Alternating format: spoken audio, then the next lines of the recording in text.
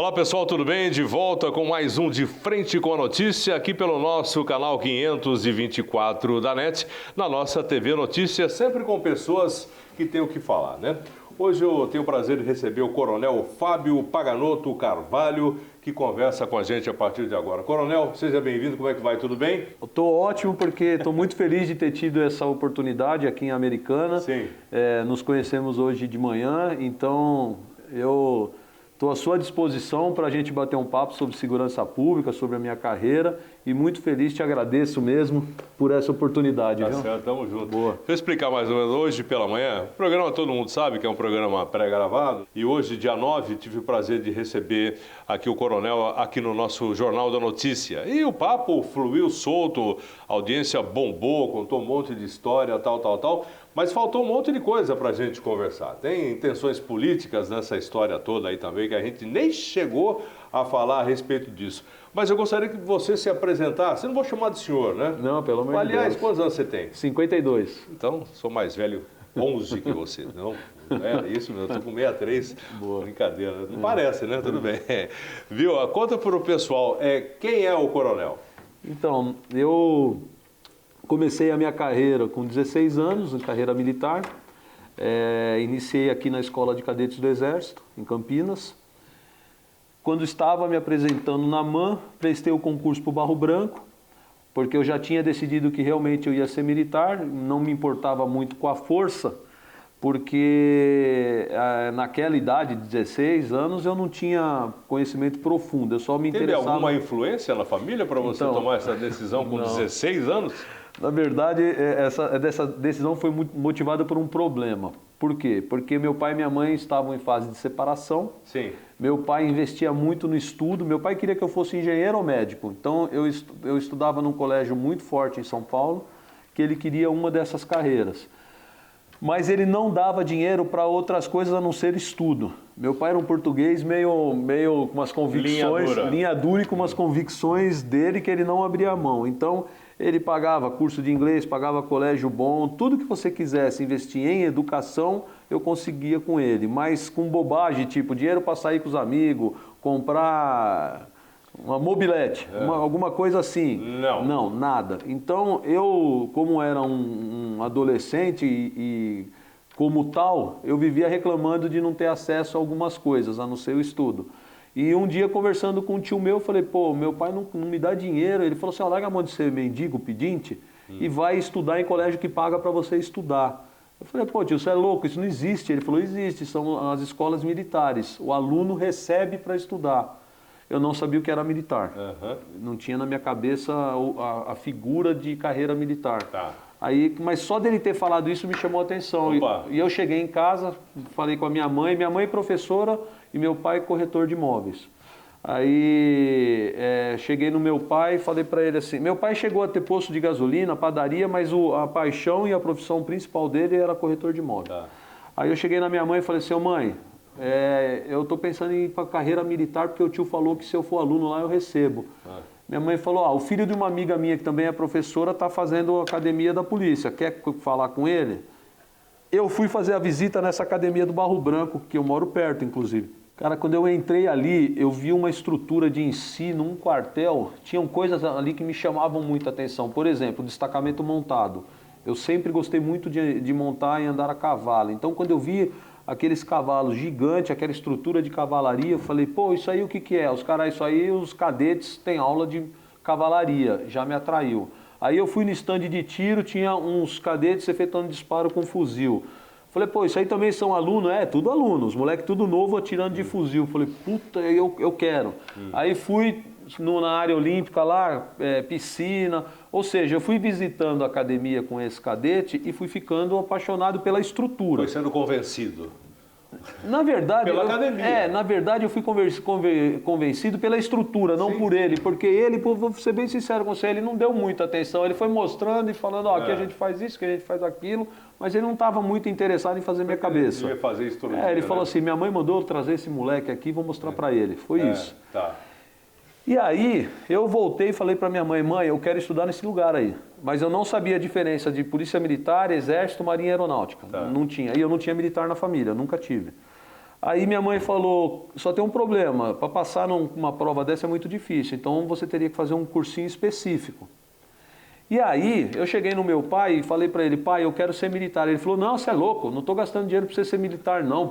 Meu pai falava assim, PM é tudo passa fome, fica querendo comer de graça nas padarias. Meu pai tinha uma cabeça bem retrógrada, assim, Aí eu falei, mas não, ele, pai. como um bom português, já teve a padaria. E os caras iam lá comer. Ele deve ter tido exemplo mas lá, certeza, né? Então, ele não tirou do nada. Certo. E aí eu peguei e falei para ele, não, pai, eu quero. Ele falou, tá, esse cursinho para carreira militar eu pago à tarde, mas você continua no colégio. De manhã. Então de manhã eu fazia um colégio, à tarde eu fazia cursinho e à noite eu estudava com fichário.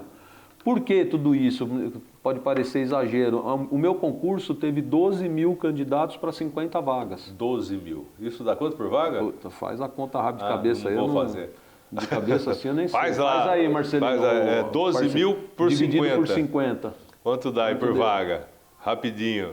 Faço 240. 240 por vaga. E o problema desse concurso é que começa com o teórico, aí depois tem o físico, o psicotécnico, a investigação social e o médico, né? Uhum. Então, inclusive, é muito interessante porque eles montavam grupos de candidatos e você entrava na área, por exemplo, no médico que você vai lá e ele vê o corpo, vê se você tem problema plantar, se você tem desvio de coluna, alguma coisa assim. O coração, e o cara olha para você, fica com uma prancheta, faz anotações e tal, quando termina, junta os 30 fora, o médico vai lá e fala, fulano, tal, ó, vocês foram reprovados, pode ir embora. Acabou ali. Aí você falava, nossa, graças a Deus, passei para o próximo médico. Aí ia no outro, por exemplo, o oculista lá, o oftalmo. Todos já tinham feito o exame? Essa aí já tinha sido teórico. O teórico já tinha, todos tinham passado. No teórico, sim. Que já foram embora, que o médico mandou embora. Isso. Que legal. Essas são as outras fases, assim, né? Na cara. Na cara. É terrível. O concurso tem que ter estômago. E aí entrava no oftalmo, saía o cara, fulano, aí falava teu nome. Você falava, puta, me ferrei. Aí ele, vocês estão aprovados. Então cada médico fazia de um jeito, você nunca sabia quando você estava aprovado ou reprovado. Mas aí eu acabei passando, primeiro no Exército, né? Sim. E resolvi escolher a cadeira. Porque o que aconteceu? Quando eu fui fazer o cursinho, eu tive palestra com cadete de todas as forças. Um da Marinha, um da Aeronáutica, um do Exército e um da PM. Cara, e eu só olhava, via um moleque fardado ganhando salário. Era nisso que eu pensava. Aí eu ainda não tinha na minha cabeça assim, avião, navio, carro de combate ou viatura. Eu não ficava fazendo isso na minha cabeça. Eu pensava assim, eu preciso ir para uma academia militar para ganhar salário. Você estava interessado na grana? Eu tinha 16 anos. Eu não fazia projeção de carreira. E aí eu não prestei para a Marinha, porque teve uma coisa que foi falado para mim no cursinho que mexeu comigo, que era a história de você ficar embarcado em navio muito tempo. Então eu falava assim, dentro de um navio 6 meses eu não estou a fim de ficar. Então essa carreira eu não quero para mim. Eu sempre gostei de aviação, tanto que eu sou piloto de helicóptero civil. Sim. Então eu falei assim, eu vou prestar aeronáutica, exército e a polícia militar. Aí eu passei no exército e na polícia militar. Escolhi o exército. Porque no cursinho ficaram muito na minha cabeça assim, força auxiliar são as polícias militares e a força principal são as forças armadas. Eu acabei escolhendo o exército. Quando eu vim aqui para a escola de cadetes do exército, a minha turma era uma turma grande, de 400 e poucos cadetes. Você está falando aqui em Campinas? Aqui em Campinas. A minha turma, o pessoal da minha turma foi promovido a general o ano passado, ano retrasado. Minha turma de exército. Chama Turma General Penha Brasil. A formatura foi em 94 na AMAN. Mas quando eu estava na escola de cadetes do Exército, eu peguei umas forças armadas com muita contenção de verba. Então a gente quase não foi motivado ao longo do curso. Os disparos a seco nas instruções, a alimentação nos ranchos muito ruim, a gente quase não fazia visita em unidade nenhuma para conhecer a realidade do Exército, porque não tinha dinheiro para fazer os cadetes irem fazer essas visitas. Ou seja, eles não conseguiram cativar a gente como cadete. Só você na turma ou vários da sua turma? Não, tomaram essa decisão, por exemplo? Muito. Já teve uma quantidade grande de cadetes que já não foi para a AMAN quando acabou a SpaceX. Só que o que acontece? A carreira das Forças Armadas tem muita influência nos colégios militares. Então aqui em Campinas, se você pegasse de cada 10 cadetes, 4 eram do Rio, do Sul. Nas capitais onde tem colégio militar, os colégios militares normalmente, grande maioria, eram filhos de militares. Então aqueles caras que já vêm de uma família de militares. Então esse cara não precisava ser muito convencido, porque ele tinha dentro da família dele, da casa dele, tudo a respeito do que é uma vida militar. A gente que vinha nudo do mundo civil, a gente ia conhecer conforme ia tendo os insights, e não teve. Então, quem já vinha de linhagem militar não saiu, porque já vinha de exemplos de pai, tio e o caramba. Mas quem era do mundo civil, nós faltou um pouco... Não uma doutrinação, mas uma...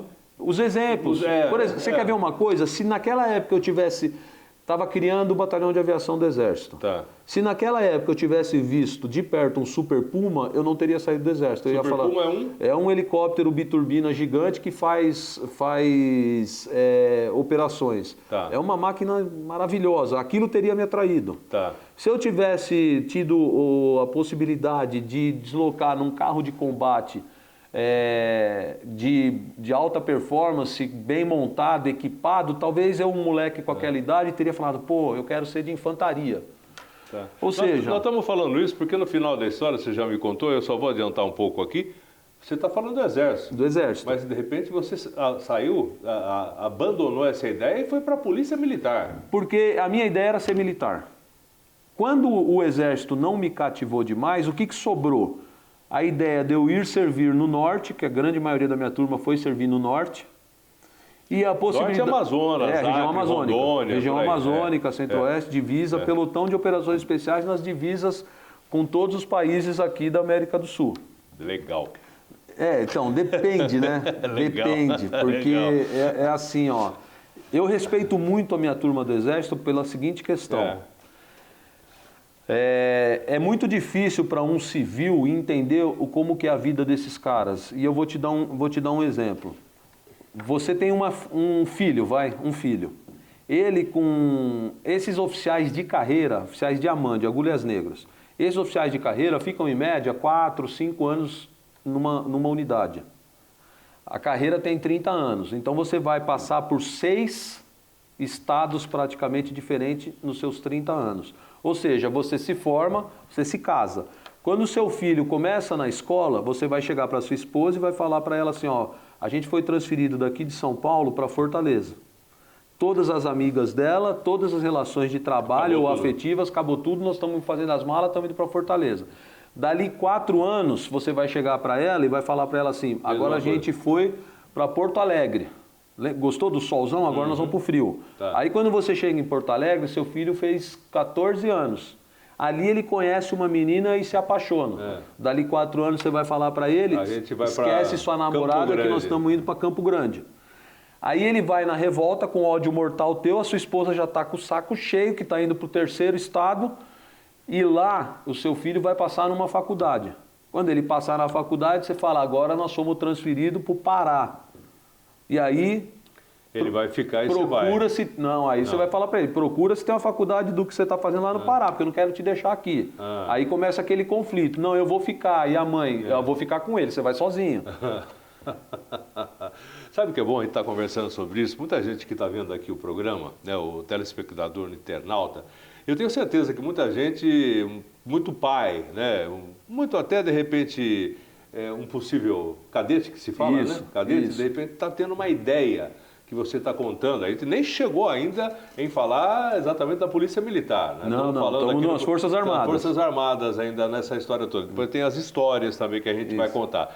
É uma antecipação que você não teve de como, de repente, pode ser uma carreira militar e militar, eu digo do Exército, né? E depois uma carreira na Polícia Militar que você resolveu ficar exatamente porque era no estado de São Paulo. Isso. E aí, quando eu tive noção que isso poderia acontecer para a minha vida, eu fiz uma opção que foi o seguinte, eu vou continuar sendo militar, vou ter a estrutura de carreira militar, mesmo salário, mas o máximo que vão me transferir longe da minha... Mesmo salário.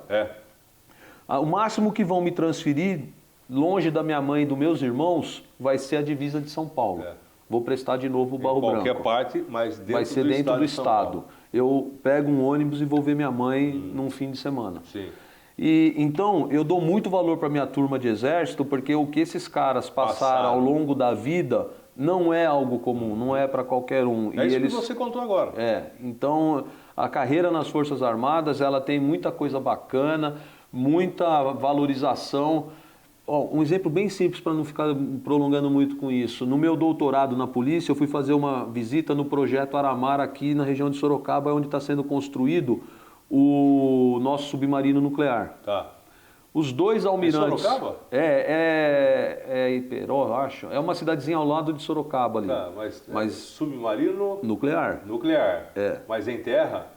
Então, aqui está sendo construído o reator. Não, tudo bem, eu só quero fazer a pergunta, porque você sabe que a gente, né, nosso litoral são 8.000 quilômetros. A estrutura da embarcação é no rio. Aqui é o reator nuclear. Reator nuclear. É um negócio assim, quem tem a oportunidade de ver um negócio daquele lá, é igual aqueles filmes americanos que você chega, o perímetro tem os fuzileiros com os Malinois protegendo, porque ali é a área nuclear. Daí não entra... Não, assim, a parte onde está sendo construído alguns processadores, transformadores, é profunda. É um negócio fantástico, é um negócio de última geração. É aqui perto de Sorocaba, o projeto Aramar da Marinha. Tá. E quando a gente foi recebido ali, os dois almirantes que nos receberam, meu doutorado da polícia, que eu fui visitar, um tinha mestrado na China e doutorado na Rússia. O outro tinha mestrado nos Estados Unidos com doutorado na China. Ou seja, quando você tem uma palestra com um cara desse, você fala qual que é o nível de estudo, de evolução dentro de uma carreira de engenheiro nuclear de um cara desse, das Forças Armadas. Então, existe muita coisa boa dentro da carreira das Forças Armadas para evolução como pessoa, mas a família sofre essas mudanças. E aí eu acabei optando pelo Barro Branco, prestei o concurso novamente, passei, e pedi o desligamento nas Agulhas Negras e vim para o Barro Branco. Tá, agora você vai contar isso depois no outro bloco. Do intervalo. Do intervalo, né? Porque a gente já fez o primeiro contando a história aí para vocês, aqui do Coronel, né? Tá vendo? Você pensa que é mole, né? Agora você vai ver só, tem a história da vida como ela é, a partir de agora, polícia militar, né? O cara que estudou, fez tudo que ele fez aí, fez a opção de sair das Agulhas Negras, ir para o Barro Branco, para depois chegar até ser coronel, né? Isso. E se aposentou agora. E se aposentou não? Dia 7 de janeiro. Foi para reserva. Eles não se aposentam, eles estão sempre na reserva, à espera. Daqui a pouquinho a gente volta.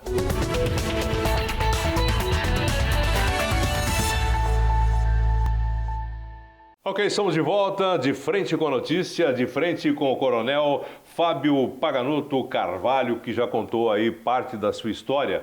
E agora a gente está pulando para a Polícia Militar. Por que Polícia Militar?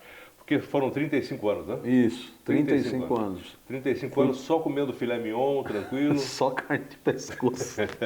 Conta pra gente, você ficou nesses 35... Você é da capital, São Paulo. Eu vou falar a verdade, carne de pescoço para alguns. Para mim, eu sempre gostei de trabalhar em lugar onde tinha bastante cliente. Então, cliente, você diz bandido. Vagabundo. Vagabundo. Porque é dinâmico, né? Passa rápido e outra, você vê o resultado do seu esforço. E a comunidade, quando ela é carente, se você faz algo de bom para ela, ela fica agradecida. Então, eu me chateava em alguns lugares que eu trabalhei pela distância e o sofrimento que o trânsito impõe para quem fica nos congestionamentos. Verdade. São Paulo, nesse ponto, é um inferno, né? É um inferno. Mas quando você trabalha em área carente, você se sente mais satisfeito com o resultado do trabalho. Então, eu sempre tive prazer e satisfação em trabalhar em lugar carente. Tá. E aí o que acontece? Eu acabei indo para o Barro Branco, fiz o curso, me formei, saí aspirante e fui comandar o centro da cidade.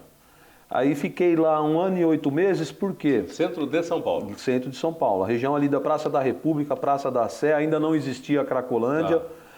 Mas tinha bandido. Bastante. Muito.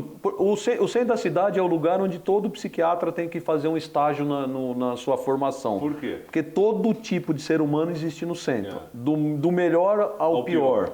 Tem tudo. Inclusive as ONGs, instituições que defendem coisa errada, estão tudo lá no centro. Ou seja, é um ambiente bastante complexo para trabalhar e com muita gente.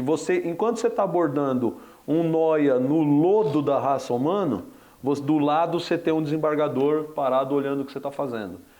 e mais para lá um pouquinho tem um padre assistindo, mais para lá um advogado e um jornalista ou seja, tudo está ali no centro observando o que você está fazendo. Então, o centro é uma escola de policiamento muito boa, porque concentra de tudo. As pessoas estão ali trabalhando de uma forma frenética, não conseguem às vezes parar e olhar e perceber que tem muito criminoso ali no centro. Você só percebe a hora que o cara avança, arranca algo de ouro que você tem, uma joia, ou o celular na sua mão, uma mala, e aí você se assusta. Mas o centro da cidade tem bastante coisa complicada para tratar. Mesmo nos dias de hoje, você está falando de 30 anos atrás, né? Isso, mais ou menos, quando você estava lá no centro de São Paulo. 93. Eu acho que nessa época, acho que o centro era muito mais movimentado do que hoje, o centro de São Paulo. Eu acho que em termos de diferença... Hoje ele não deu uma dispersada? Eu acho que não. Não, eu rodo lá, né? Eu moro em São Paulo, eu não acredito que deu dispersada. O que deu é o seguinte, deu uma organizada visual, porque antes a gente tinha uma poluição visual muito grande, então alguma legislação municipal foi dando uma controlada, então ele está um pouco mais organizado e tem muito mais policial. Hoje a quantidade, o emprego no centro. Então a distribuição... Foi adotado na polícia o PPI, né, que é o Plano de Policiamento Inteligente. Então você calcula em cima dos dados estatísticos do Infocrim as manchas de calor. E nas manchas de calor foram mostrando que no centro tinha muito, principalmente furto. Pequeno. Estelionato. Depende do que é pequeno. Porque o centro financeiro já faz muito tempo que deixou de ser o centro de São Paulo, né? Ele foi para Paulista, agora Faria Lima. foi para Faria Lima, isso. Né? Tempos atrás isso veio mudando, agora está concentrado ali. Mas hoje no centro de São Paulo, qual é o tipo de bandido que você ainda vê? Então, o grosso, a grande quantidade é furto de celular, de joia, de carteira, que é o punguista, né? Tá. O punguista é o furtador. Tem muito tráfico. Sim. Tem bastante tráfico porque o pessoal que é usuário, ele no intervalo do almoço ele consome. Sim. Ele dá a cheiradinha antes de voltar para o escritório. Então, o consumo, onde tem dinheiro tem tráfico. Então, no centro tem bastante tráfico.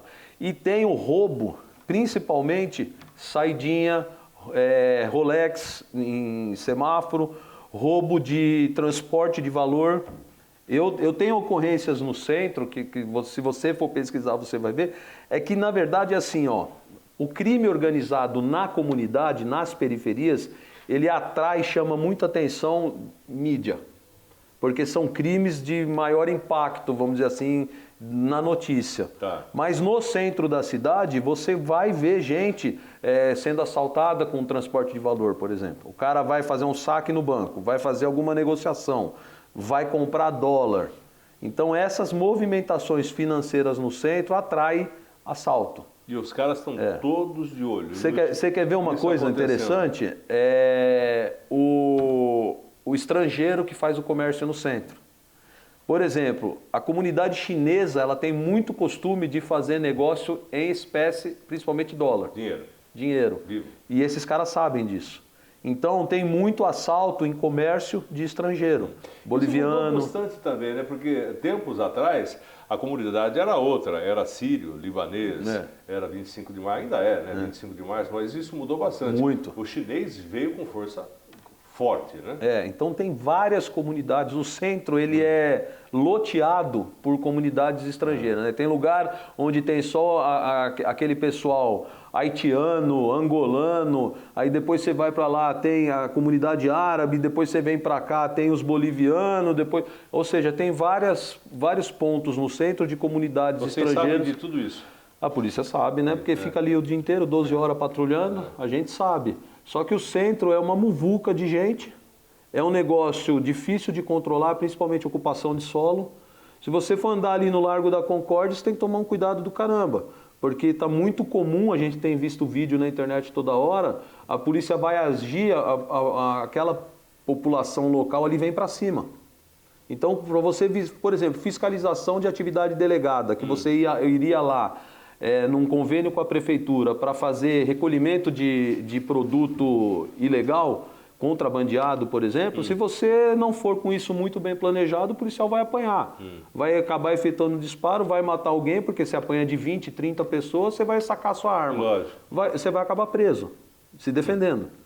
Então, o centro ele é complexo para trabalhar, entendeu? E aí no centro eu fiquei só 1 ano e 8 meses, por quê? Vamos seguindo aí. Isso, senão porque o nosso tempo aqui parece longo, mas não é. Daqui a pouco fica curto, né? Quando eu cheguei no centro, 50 e poucos policiais da rota tinham sido transferidos da rota para o centro. Inclusive, o mais antigo deles era o Telhada, que hoje é o Coronel Telhada. O Coronel Telhada era o tenente mais antigo do 7º Batalhão e eu o mais recruta. E ele chegou com 50 policiais da rota no centro, todos de castigo sendo expulsos da rota, porque tinham mudado um comandante na rota para querer, vou falar a palavra certa, broxar a doutrina da unidade. Sim. Só que esses caras, o rotariano, ele é rotariano, não importa a unidade que ele esteja. Ele foi moldado, ele tem aquilo nele e ele não perde. Aquilo você diz o quê? A vontade de caçar. A vontade de ir para cima de vagabundo. Ele não fica passeando com a viatura, olhando mulher, contando historinha, distraído. Ele senta na viatura, ele fica olhando, procurando o diabo passar.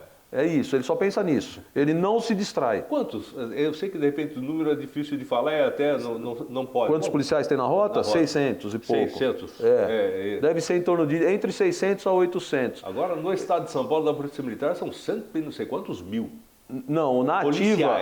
Então, na ativa 83 mil. 83 aí você tira disso, bombeiro. Tira disso os administrativos. Fica dentro. Vai tirando. Assim, tropa tática, que é essa mais focada na caça, você tem rota, força tática e BAEP. Entendeu? Entendi. O resto que é o grosso. Quem que é o carro-chefe da nossa Polícia Militar? Quem que é a maior força de trabalho da nossa instituição? É o que a gente chama de 01. O que é o 01? Aquela viatura com 2 policiais que atende o 90. Isso é o que há de mais importante na nossa polícia. Que é a hora que você ligar da sua casa aqui agora, central, é a viatura do 01 que vai te atender. Então nós temos uma força gigantesca de polícia com viaturas, com 2 policiais atendendo o 90. É o nosso 01. Quem tem que apoiar essa viatura quando a coisa fica ruim? Quando a coisa esquenta. BAEP, Força Tática e Rota. São tropas com maior efetivo, maior armamento na viatura e com treinamento mais tático para apoiar essas viaturas. E por que é muito bom trabalhar em Força Tática, BAEP e Rota para quem gosta? Você fez tudo isso? A minha vida dos 35 anos, 28 foi tropa tática. 28? O porquê que quem gosta de trabalhar nessas frentes? Porque você não tem... Você tem medo de morrer? Teve medo de morrer? Depois de tantas vezes, não. Não? Não. Eu já troquei tiro na porta de casa, já fui baleado na porta de casa, no pé de raspão, mas... Não, eu já fui cercado na favela pelos vagabundos. Eu tenho um monte de história maluca. Se eu te contar, você não vai nem... Não, porque essa é uma pergunta que eu acredito que muita gente gostaria de fazer para você. Tudo bem que você tem uma posição aí de destaque, coronel, fez aí Barro Branco... Coronel morre. Coronel morre, nós já tivemos caso de coronel morre. Mas veja bem, né? A gente imagina aí o treinamento é outro também. Você não pode comparar o seu treinamento, por exemplo, com um soldado. O treinamento operacional não é muito diferente. Não é muito diferente. Eu tenho um treinamento voltado, por exemplo, se você me comparar com um soldado de tático de rota e de BAEP, o nosso treinamento é muito parecido. Só tem algumas questões de comandamento que eu tenho e ele não tem. Mas a forma de operar, conduzir, atirar, fatiar, fazer busca, nós temos o mesmo treinamento. O que difere entre o oficial e o praça, que a gente fala, aí é a carga muito grande de estudo na parte... intelectual mesmo. E na parte de gestão e legal. Então, por exemplo, talvez se você sentar agora para conversar com um soldado que ele não tenha se aprofundado na parte jurídica e na parte de gestão, talvez algumas questões de regramento ele desconheça. Por exemplo, lei de licitação, por exemplo, como você faz uma gestão de material da unidade, quais as implicações em termos de polícia judiciária militar. Você me entregar um inquérito policial militar para eu tocar, eu sei do início ao fim porque eu toquei inquérito minha carreira inteira. Se você pegar um soldado que ele não se especializou nessa área, ele não sabe tocar um inquérito. Agora, se ele foi da área de justiça e disciplina, ele vai saber também. Mas no dia a dia, no confronto? No dia a dia, a parte operacional, o 01, dificilmente você vai pegar um policial tático que ele não foi do 01. Então é aquela instrução básica para todo mundo. Somos todos iguais, não importa do coronel ao soldado. Quem vai para a tropa tática? Aí ele tem um curso específico de operação tática. E às vezes tem policiais do 01 que não foram de força tática. Aí ele não tem essa noção. Então vai muito do tipo de atividade que você faz. Por exemplo, eu fui 12 anos policial rodoviário. Eu fiz o curso de especialização... Você foi policial rodoviário. Comandante de unidade rodoviária. Essa rodoviária que a gente vê aqui na Anhanguera, Bandeirantes. O batalhão... Porque é polícia rodoviária da polícia militar. Nós somos policiais militares. Certo, com a especialização rodoviária. Como é o de trânsito urbano, como é o da ambiental, como é o do choque. São modalidades dentro de uma única polícia chamada Polícia Militar. Então, quando você entra na Polícia Militar, tem um monte de modalidades de polícia que você pode escolher e tentar ir. Eu caí na Polícia Rodoviária, eu nunca quis ser rodoviário, depois eu acabei me apaixonando e hoje eu faço parte do rodoviarismo, que é a cultura da rodoviária. Caiu por quê? Porque eu tinha uma visão distorcida e eu achava que rodoviária era só trânsito. E não, a rodoviária, além do trânsito, ela tem uma força muito grande no combate ao crime nas rodovias. Também, que é onde passa onde passa tudo. Né? Tanto que hoje no estado de São Paulo, 80% da droga ela é apreendida pelo tático rodoviário, que é a tropa tática da Polícia Rodoviária. Eu comecei na rodoviária, eu fiquei 3 anos e meio no tático rodoviário. Eu fui muito mais criminal na rodoviária do que trânsito. Só que depois, quando eu assumi o comando de batalhão de trânsito, eu vi a importância que é a fiscalização de trânsito. Tanto que hoje eu vejo uns retardados de internet que ficam criticando fiscalização de trânsito, mas ele não tem experiência alguma em gestão de fiscalização de trânsito. Por quê? Você pega uma unidade que nem a minha, lá do litoral, que a gente tinha 30 óbitos por mês. 30? Onde você tinha lá 14 óbitos por atropelamento em acostamento. E os outros 16, acidente frontal com embriaguez, por exemplo. Acidente com as carretas no trecho de serra toda hora. Aí você vê que aquilo é uma carnificina. Eu fazia um teste na Academia do Barro Branco, eu entrava com 30 cadetes e falava para eles o seguinte: a nossa aula vai começar assim hoje. Eu sou Deus. Desci agora, incorporei Deus e vou perguntar para você, você tem filho? Tenho. Então hoje eu vim buscar seu filho. Você pode escolher como é que você quer que eu leve ele. Baleado, vítima de um assalto ou morto num acidente de trânsito preso em ferragem. Como é que você quer que eu leve seu filho? Bela pergunta, hein? E a resposta, qual era? Então, alguns falavam assim, não, baleado não, prefiro trânsito. Eu falava para eles assim, a sua resposta é, eu que sou pai ou mãe não vai levar meu filho de jeito nenhum. Se você levar, faz por conta e risco sua que o peso vai ficar contigo, Deus. Eu não vou fazer essa opção para o meu filho porque eu amo ele demais, não vou escolher. Você define. Mas já que você é obrigado a responder, porque é Deus que está mandando você responder, tanto faz, porque a morte vai tirar ele de qualquer jeito. Então a gente tem uma cultura no Brasil de achar que a morte em razão de crime, você chora demais e fica, nossa, morreu porque vieram te assaltar. A morte no acidente de trânsito, não, isso acontece, isso é uma fatalidade. E muitas vezes não é crime. O cara está em excesso de velocidade, embriagado, fazendo loucura, mata uma família e fica preso pouco quando nem fica. Eu perdi um sargento chamado Rodrigo lá na Imigrantes, decapitado por um cara que veio embriagado, matou ele, o motorista do guincho e o motorista do carro que estava quebrado no acostamento. Ele não ficou nem um dia preso, matou 3 pessoas. Então, assim, essa carnificina do trânsito, ela já é terrível. Ela só não é pior porque tem fiscalização de trânsito. A minha unidade chegava a fazer 40 mil autuações de excesso de velocidade na rodovia. Quantas pessoas já teve sob o seu comando? Quanto antes eu comandava lá no batalhão, inicialmente, o primeiro batalhão eu comandava aproximadamente 1000 policiais. 1000. Aí ele foi dividido, criado o 6º batalhão. Aquela região da Ayrton Senna, indo para o Rio de Janeiro, virou o 6º batalhão junto com o Rodoanel. Aí caiu para 500 e poucos policiais. Para encerrar esse bloco agora, eu gostaria de fazer uma pergunta que todo jornalista acho que gostaria de fazer para um coronel, para alguém de patente da polícia. A polícia prende e prende mal, ou a polícia prende e a justiça é uma justiça que não julga bem? Entendeu a pergunta? Por quê? A gente vê aí os policiais fazendo o seu trabalho. Quantas vezes você deve ter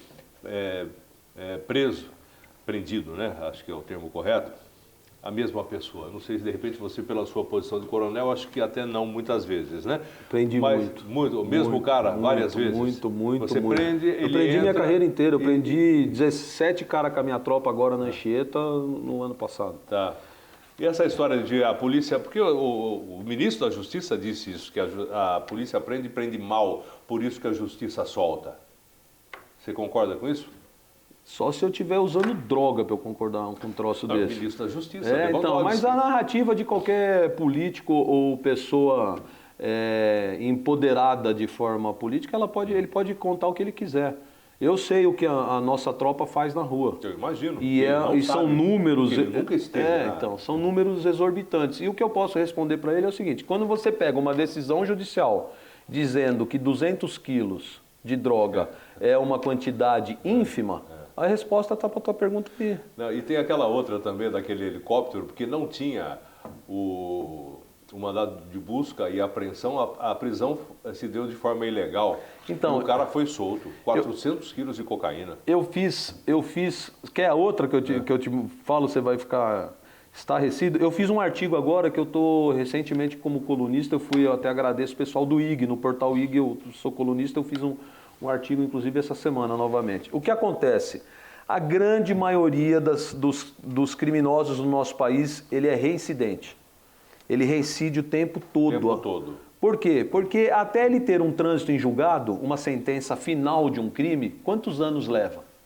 Ele fica se defendendo, é difícil Depende do produção de advogado. prova.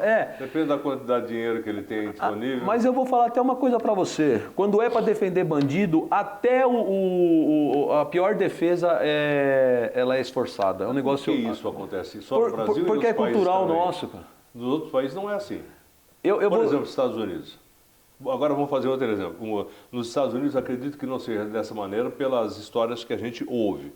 Né? Mas países da América do Sul, Argentina, é desse jeito também? É impossível que seja Então, assim? eu não gosto de falar daquilo que eu não tenho muito conhecimento e da Argentina eu não sei como é. O que eu sei te dizer é o que eu vi durante 35 anos. É assim, ó.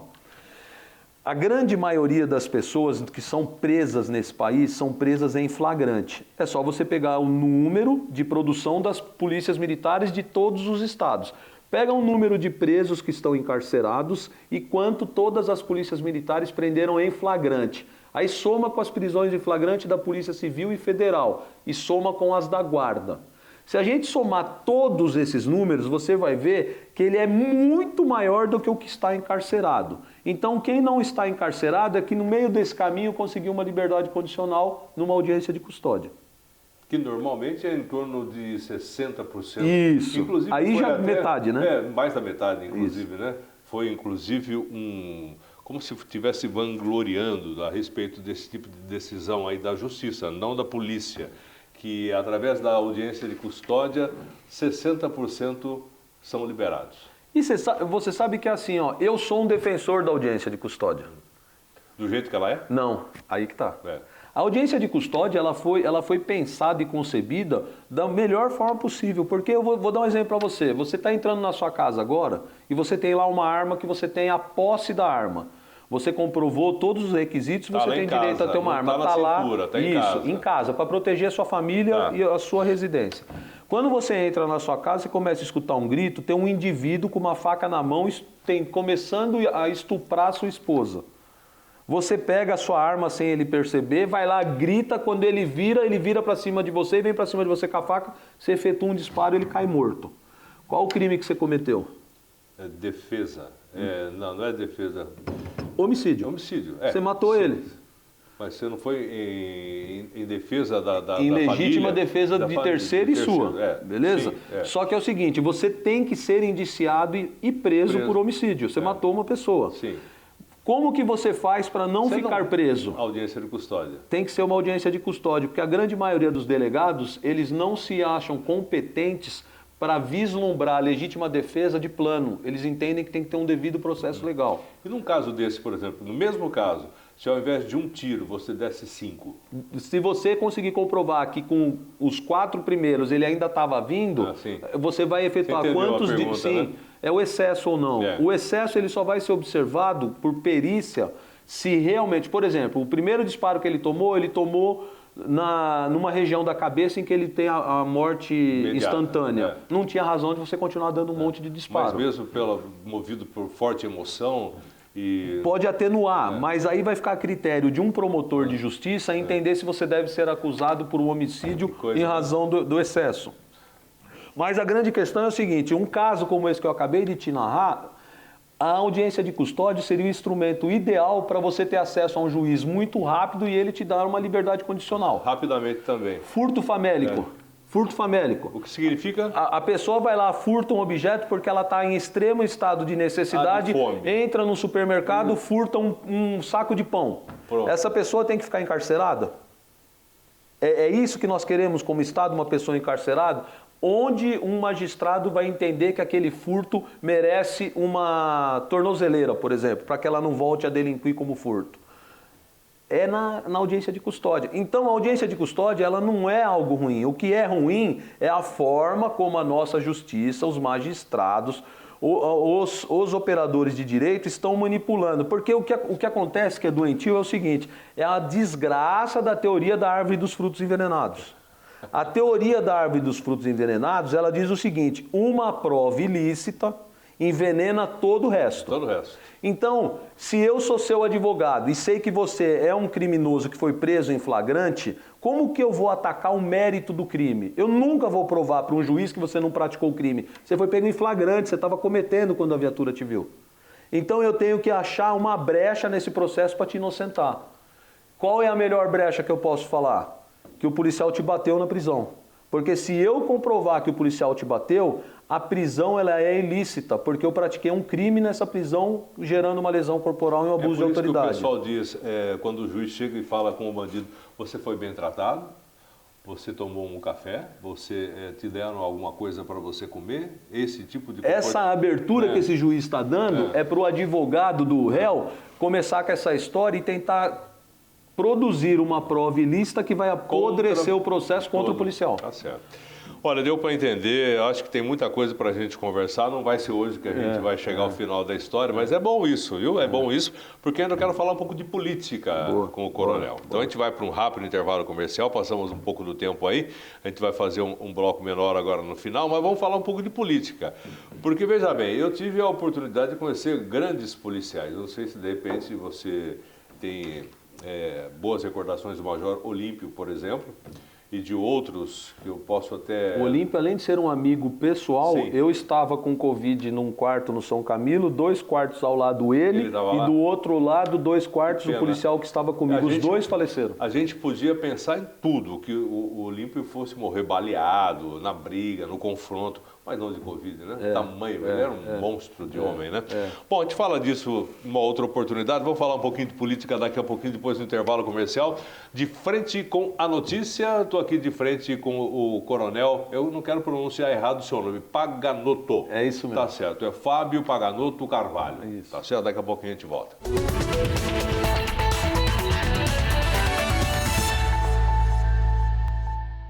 Ok, estamos de volta, último bloco aqui do nosso De Frente com a Notícia, de frente com o Coronel Paganotto, contando umas histórias, inclusive enquanto a gente estava esperando o intervalo comercial.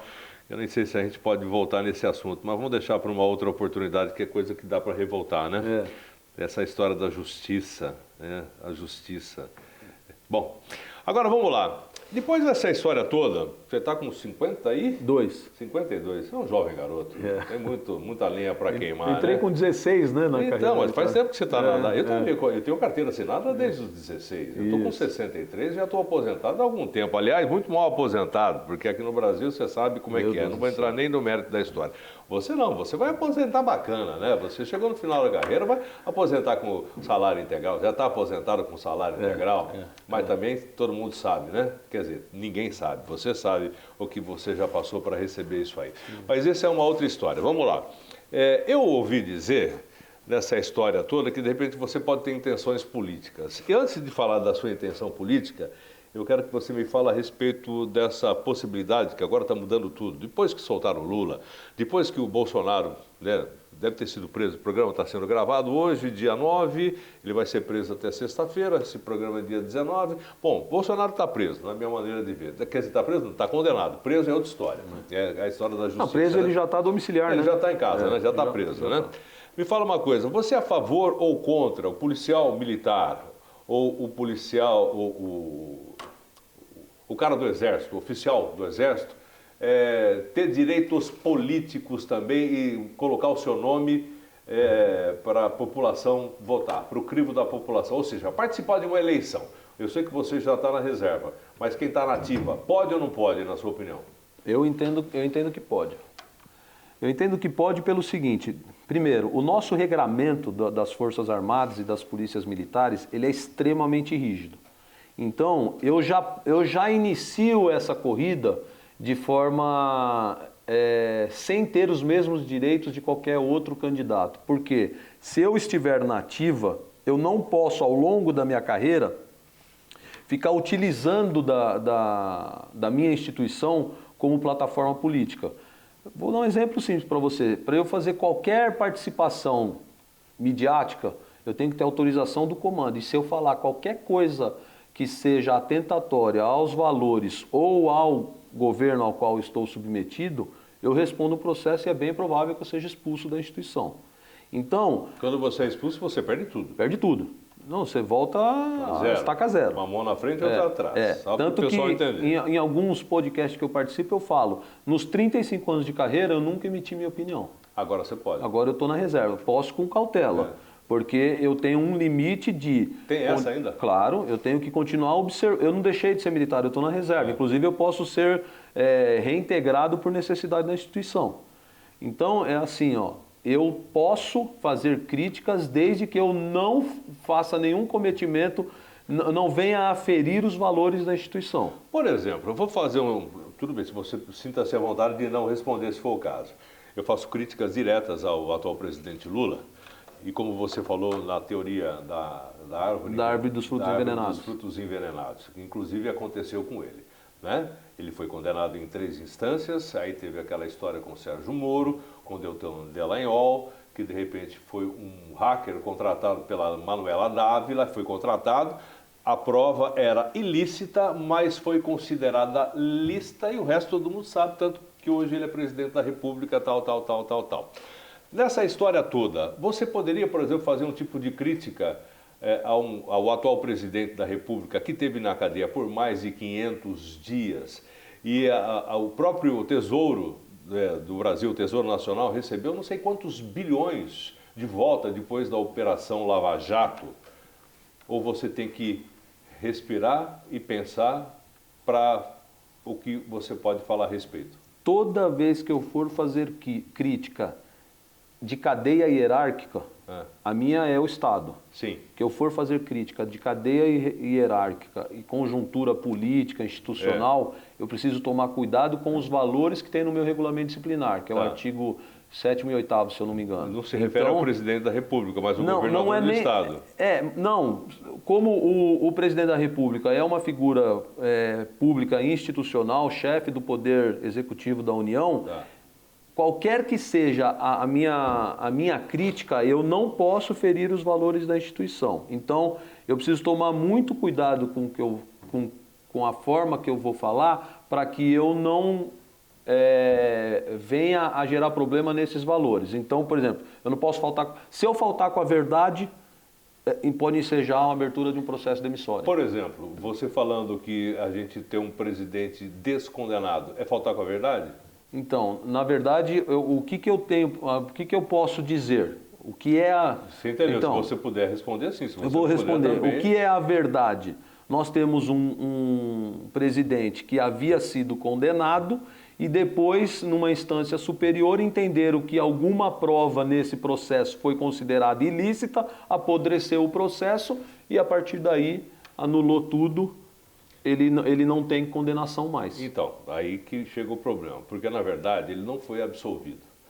ele teria que responder isso em outra instância, ou seja, em Brasília ou São Paulo. O CEP estava errado, segundo a história, e tem mais a história do Sérgio Moro Deltan, que eu já trouxe aqui agora também. Pela idade, o crime prescreveu. Então, você não pode se referir a ele de maneira nenhuma como um criminoso? Não, porque ele não tem trânsito em julgado. É a questão da presunção de inocência. A nossa Constituição diz o seguinte... E os dias que ele ficou na cadeia e o dinheiro que foi devolvido, os crimes não aconteceram? É isso que eu estou tentando explicar. É assim, ó, eu falar que deixar você em não, eu sou especialista em processo penal, então não tenho problema com relação à parte técnica. É assim, ó, crimes... Eu entendo até o que você está falando, só para o pessoal de casa entender, e eu repito sempre aqui na rádio, né? O pessoal até fala que eu falo um monte de bobagem. Não é bobagem, porque o crime, ele aconteceu, mas ele foi um crime que... Se os crimes não tivessem acontecido, não teria dinheiro para ser repatriado. Exatamente, começa por aí. Os crimes aconteceram. Crimes aconteceram. O problema é a imputação. Da culpa. É, a imputação de autoria. De autoria, exato. Para eu imputar, ou seja, materialidade tem comprovação? Claro que tem, porque tem dinheiro repatriado. Bom. Então, toda vez que você tem um crime... Para você chegar numa sentença, você tem dois primeiros atributos que tem que estar presente, que é a autoria e materialidade. Materialidade tem? Tem, senão não teria dinheiro para devolver para a gente. E eram muito dinheiro. Alguns bilhões. Bilhões. Então, crime teve? Teve. Tinha materialidade? Tinha. Vamos para a autoria. Se eu comprovar a autoria de um crime usando algum artifício ilícito, não vai mais ser considerado se tinha ou não tinha crime, porque aquela prova que foi considerada ilícita vai anular o processo. E todo. E a partir do momento que eu anulei o processo, eu não discuto mais o assunto. Tá. No caso, por exemplo, do hacker, da Manuela Dávila, que a prova foi aceita, mesmo sendo uma prova ilícita, conseguida de maneira ilegal. Então, aí é o problema na nossa justiça é o seguinte, eu consigo decisões que decidem que uma prova ilícita é válida e decisões que decidem que prova ilícita anula o processo. E aí fica o poder discricionário de um juiz. Então, vou fazer a pergunta, você vai ser candidato? Então, o que acontece? Eu fui para a reserva dia 7 de janeiro. E eu tenho uma experiência gigantesca de gestão pública dentro da instituição Polícia Militar. E tem mais, se for candidato já vai começar como deputado estadual ou federal, porque para prefeito não tem, nem para vereador. Não, eu sou de São Paulo, como é que eu vou ser prefeito de uma cidade que mal me conhece? Só estou... Mal lhe conhece não, pelo que eu sei você tem muitos seguidores aí nas redes sociais que de repente nem você imaginava que teria. É verdade. Imaginou um dia que poderia ter, né? Hoje em dia, quantos seguidores você tem nos seus podcasts? Então, eu estou há 3 meses com o Instagram, eu estou com 22 mil seguidores, e mais umas 2 milhões de visualizações nesse mês. Muita visualização. Eu estou aqui há 40 anos, não tenho isso. Entendeu? Tudo bem que de repente eu não tenho a sua expressão, tá? É bem diferente a história também. Às vezes, quando eu trago pessoas como você e outros, né? Eu tive a maior visualização que eu tive aqui, na época foi uma entrevista que eu fiz com o Bolsonaro aqui no jornal, na época, né? Ele já não era mais presidente, mas foi bem legal, acho que foi 500 mil, mas foi por causa do Bolsonaro, não foi por minha causa, você entendeu? Da história. Né? Hoje o que viraliza muito são os cortes, né? Eu tenho um corte meu com 3 milhões e meio de visualizações, então isso está me assustando. Está até assustando e também te deu um start, olha, eu posso ser candidato a deputado e fazer alguma coisa. Você tem algum foco específico? Então, o que aconteceu? Eu não tinha experiência de gestão municipal, porque eu trabalhei o tempo inteiro no Estado. E aí, com o convite que veio para ser secretário de segurança aqui em Montemor, nesses últimos 7 meses... Você foi lá com o Murilo? Isso, eu estava junto com o Murilo. Eu não conhecia o Murilo, não conhecia a cidade, e ele convidou um amigo meu, só que esse amigo meu tinha tempo ainda para puxar na polícia, falou, eu não posso, mas eu conheço um coronel que acabou de aposentar, que é uma referência aqui em São Paulo, todo mundo gosta do trabalho dele, e aí o Murilo pediu para ter uma conversa. Gosta muito de você? Muito, muito. Eu sempre fui um cara justo. Um cara legal. Não, legal entre não, justo. Não fui legal não, porque nos meus últimos 5 anos na Polícia Rodoviária eu expulsei mais de 20 policiais. Então é assim, ó, toda a tropa... Não pode confundir legal com justo. Eu não sou legal nem com meu filho. Eu sou um cara justo. Se você estiver trabalhando e tiver um problema e eu perceber que a sua intenção ali era de fazer o bem e justiça, eu te defendo. Se você tiver um problema que eu consiga te ajudar, eu vou me esforçar para isso, porque nós somos uma família. Agora, se você estiver tentando me sabotar com sacanagem, sendo desleal, sem vergonha ou vagabundo, aí não tem conversa. Falo, tem a única coisa que de repente a gente pode até perdoar, esquecer nunca, né? Mas traidor é uma... Não tem como. Não tem como. Não tem como. Então, aí o que aconteceu? Nesses 7 meses, além da segurança pública, eu estava interino com a mobilidade e trânsito, ou seja, o transporte público e a gestão de trânsito da cidade. E aí eu comecei a verificar, primeiro assim, o tempo de gestão, implantação no município é muito diferente do da PM. A PM, por ser uma instituição militarizada, as coisas são muito mais rápidas. Muito mais assertivas. Não tem as burocracias. Né? Não, então... Tem, mas não da maneira. Né? Não. É missão dada, missão cumprida. No município é uma eterna enrolação. Luta para fazer a cabeça das pessoas e prioridades. E aí o que aconteceu? Em razão de um podcast que eu fui participar, que deu essa visibilidade toda, eu comecei a receber alguns convites para o projeto político para o futuro. Você é um cara de direita ou de esquerda? Totalmente de direita. Entendeu? Já não tem o cara em cima do muro, né? Não, convicção eu não tenho dúvida. Não, convicção eu não tenho perguntar, dúvida. Eu estou vendo que eu já falei com vários. Eu te falei a respeito do Major Olímpio, que foi um dos que eu já entrevistei aqui também tempos atrás. Foi uma perca para a nossa política, né? Depois a gente falou a respeito da polícia militar, na política, esse tipo de coisa, né? E aí, você é de direita, só para a gente focar e encerrar, porque o nosso tempo também já está no final. E aí, o que acontece? Nesses últimos 4, 5 meses, eu comecei a ser sondado se eu teria coragem de me dispor para um projeto político. Por que coragem? Porque, por exemplo, a minha esposa e meu filho não gostariam. Porque é muita exposição, ter que aprender a lidar com todo tipo de ser humano. Porque fazer política é uma constante negociação. E você aparecer também aí, alguns... Minha mãe está sem dormir. Não, algumas pessoas do seu passado de polícia militar podem... Então, você me fez essa pergunta fora do programa, você tinha medo de morrer, né? Eu não sei se foi durante aqui. Foi agora, foi durante. Você tinha medo de morrer. Meu amigo, eu passei por tanta desgraça no combate ao crime e não morri. Se eu tiver que morrer agora, estiver no meu caminho, vai ser a vontade suprema. Mas o que me garante um pouco de paz? O que garante um pouco de paz na minha cabeça, primeiro é assim, eu acredito muito, não estou sendo piegas aqui não, eu acredito muito que quando você está fazendo o bem, você é justo, você tem uma certa proteção divina. Outra coisa que eu acredito muito também, que os meus irmãos que combateram junto comigo, eles estão comigo até hoje, principalmente os 7 que trabalharam na infiltração. E atentar contra a vida de um vai comprar briga com os outros 7. Então a gente se protege muito, anda esperto. Eu não fico em boteco, eu não fico me expondo. Eu tenho uma vida regrada e estou boa parte do meu dia eu estou alerta. Então, já que eu escolhi ser policial e vou morrer policial, eu não dou também aso para a coisa acontecer. Não dá brecha. Mas eu sei que eu não sou imortal. Eu sei que eu não sou. Mas você pode aumentar a sua visibilidade agora que você está se aposentando, tal, né? Esse era um dos motivos, inclusive, que a minha família não me apoiou esse projeto no início.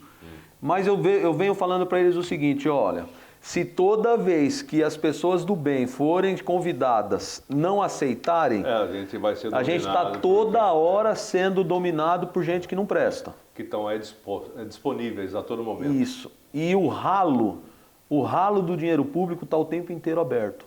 E a gente vê o estrago que isso faz. E a torneira está aberta. Está aberto o tempo inteiro. Coronel, prazer mais uma vez falar. A gente já falou na rádio pela manhã e agora estamos falando aqui no De Frente com a Notícia. Espero que você tenha gostado, né, do depoimento. Foi um depoimento, né? Um pouco de história, um pouco de depoimento, mas eu não vou nem falar de política ainda, porque você não tem nem partido. Ainda não. Não sabe, de repente, se vai ser ou se não vai. Pelo jeito parece que vai. E para estadual? Se der tudo certo, deve ser. Quando você ficar bacana, ficar deputado, vê se não esquece da gente aqui, tá? Ó. Vai ficar gravado isso, Tá né? gravado, Então, é isso mesmo. É olho no vamos ver, olho, né? vamos Porque ver. de manhã aqui é olho no olho. Vamos Agora ver. é de frente com a notícia. E você sabe que coisa política não adianta. Nos outros 4 anos você tem que precisar de novo. Ah, e eu conheço um monte de gente que fez tudo isso que eu estou te falando agora, que falou que não ia fazer. Eu não sou ingrato, Tá? não. Então tá bom. Obrigado mais uma vez, sucesso. Obrigado, viu? Esse é o Coronel Fábio, Paganoto Carvalho. isso Falar o aí. nome certinho, né? Porque a O pessoal gente me tem segue lá no Insta lá, Coronel verdade. Paganoto, com 2 T's. Aproveita, faz aí a sua É. seu merchan, né? É Paganoto com 2 T's Isso. no Instagram. Coronel Lembrando Paganoto. que esse programa também, você que está vendo aqui pelo canal 524, beleza, da NET, aqui para a nossa região. Americana, Nova Odessa, Santa Bárbara, Sumaré e Hortolândia. Por que eu estou dizendo? Porque não vai para São Paulo. Do outro lado aqui, Limeira, Rio Claro, Araras, Mojimirim, Mogi Guaçu. São 10 cidades aqui da nossa região. Que eu digo que é uma das regiões mais ricas do estado de São Paulo e do Brasil, mais cheia de problema também, que você sabe disso. Né? Eu comandei o policiamento rodoviário interino há alguns meses e os atuais comandantes rodoviários aqui são todos meus irmãos. Coronel Junqueira, o Major Pane, Coronel Nogueira do 4º Batalhão, então eu conheço bem algumas características aqui da região, fora operações que quando eu estava infiltrado, eu fiz bastante aqui em Campinas e Hortolândia. Tá certo. Então ele conhece bem aqui a nossa área também. Certo? Eu acho que deu para mostrar um pouquinho dessas pessoas que poderão, quem sabe, estar lá na LESP. Né? Na LESP são 96 deputados? Então eu... 96, não, é mais ou menos, se eu errei, 96, né? 96 deputados, quem sabe você não se torna um deles. Eu ia falar 95, porque uma vaga vai ser preenchida. Tá certo. A gente tem que ser otimista, né? Não, senão nem começa, né? Senão nem começa. Desculpa a brincadeira. Obrigado, que é isso mais uma vez. Obrigado pela entrevista, pela participação, sucesso e a gente volta a falar. Boa. Pessoal, tá aí, mais um convidado cheio de coisa para contar pra gente aqui no nosso De Frente com a Notícia. Semana que vem eu vou trazer o vice-prefeito Odir Demarque, aqui da cidade americana. Ele é um cara boa, gente boa, né? Boa gente boa, que vocês já conhecem. Eu vou trazer para ele contar um pouquinho da história dele também. Andou falando umas coisas outro dia que eu não gostei muito não, mas eu vou falar com ele quando ele estiver sentado aqui não vai estar aqui, vou lá no gabinete dele, vou lá atrás dele falar com ele lá, tá bom? Até mais, tchau!